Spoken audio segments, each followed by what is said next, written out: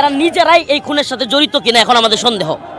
আমাদেরকে বলতে হচ্ছে, আমরা জানি না আগামীকালকে আমরাও শহীদ হয়ে যাব কিনা, আমরা জানি না হাদি ভাইয়ের মতো আমাদেরকে আগামীকালকে শেষ করে দেওয়া হবে কিনা, কিন্তু আমরা একটা জিনিস দেখতেছি যে বাংলাদেশ রাষ্ট্র বলতে আসলে রাষ্ট্র নাই।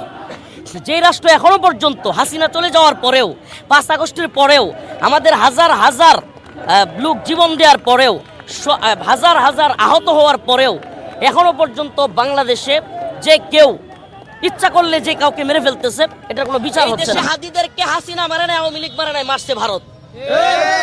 ছাত্র জনতার ডাকে আগায় আসছে, এটা আপনাদেরকে স্বীকার করতে হবে।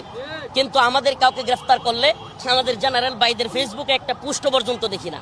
আমাদের যায় আসে না ভাই, বললেন না আমরা উম্মাকে ভালোবাসি, আপনাদের বলার দরকার নাই আমরা এই জাতিকে ভালোবাসি। তো আপনারা না ডাকলেও আমরা আসবো, আপনারা না ডাকলেও আমরা আপনাদের পক্ষে বলবো, ঠিক আছে? আজকে আল্লাহ না করুক ইনকিলাব মঞ্চের নতুন দায়িত্বশীল, আল্লাহ না করুক তাদের সাথে কিছু হোক, আমরা তাদের পক্ষেও কথা বলবো।